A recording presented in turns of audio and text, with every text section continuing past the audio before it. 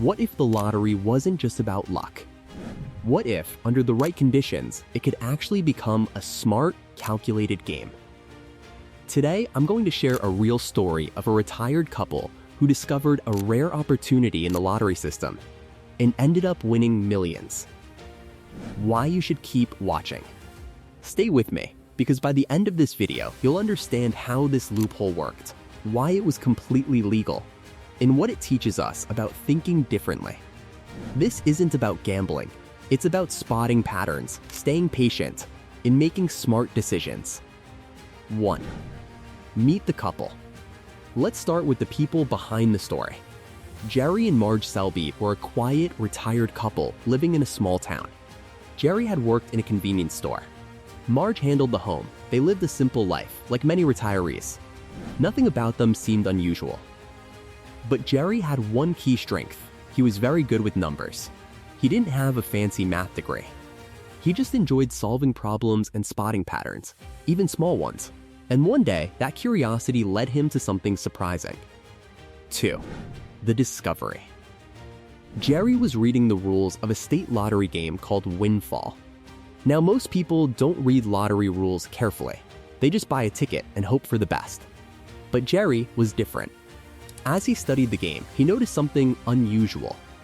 Winfall had a feature called a rolldown. Here's how it worked, in simple terms. If no one won the jackpot, the prize money didn't just sit there. Instead, it would roll down and get distributed among lower-tier winners. That means people who matched fewer numbers could win much more than usual. At first glance, this may not sound like a big deal. But Jerry asked a simple question. What if I buy a large number of tickets during a rolldown? Would the total winnings be more than the cost? That question changed everything. 3. Testing the idea. Instead of jumping in right away, Jerry decided to test his idea carefully. He bought a small batch of tickets during a rolldown period. Then he waited.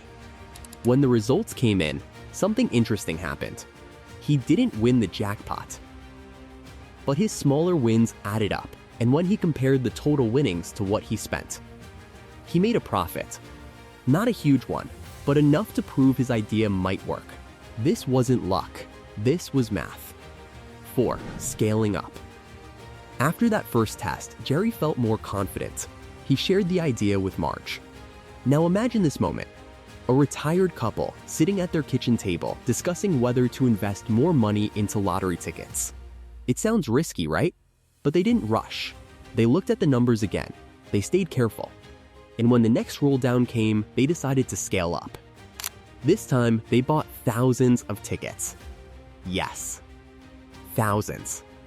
It took time. It took effort. And it required organization. But when the results came in, the outcome was clear. They made a significant profit. Pause for a second. What would you do in their place? Would you take the risk or play it safe? 5. Turning it into a system. Now, here's where the story becomes even more interesting. Jerry and Marge didn't treat this like gambling.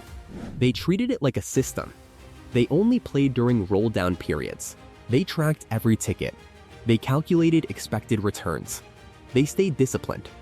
Over time, they repeated this process again and again. And slowly, their winnings grew. Not overnight, but steadily.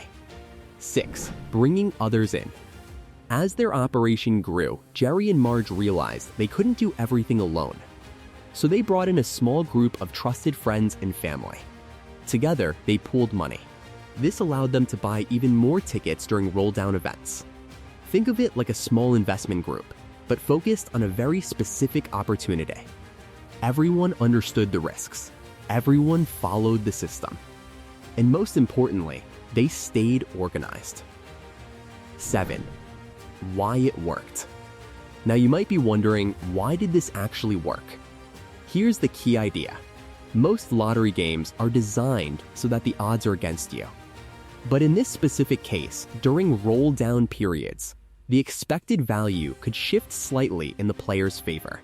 That means over many tickets, the average return could be higher than the cost. Not guaranteed, but possible. And Jerry understood that. He didn't rely on one ticket. He relied on volume and probability. Have you ever noticed something small that others ignored? Sometimes tiny details can lead to big opportunities. 8. Challenges along the way. Of course, it wasn't always easy. Buying thousands of tickets isn't simple. They had to visit multiple stores. They had to sort and check tickets manually. It took hours of work. And there was always some level of uncertainty. Even with a strong system, outcomes can vary. But they stayed patient. They didn't panic after small losses. They trusted the process. 9. Others start noticing. Eventually, their success started to attract attention. Other groups discovered the same loophole. Some students from a university even created their own system to take advantage of rolldowns. Now there was competition. More players meant the advantage could shrink. And as more people joined, the system became less predictable. 10. The end of the loophole. As expected, the lottery organizers eventually noticed what was happening. They reviewed the game structure, and over time, changes were made. The loophole was closed. The opportunity disappeared. Just like that. The final outcome.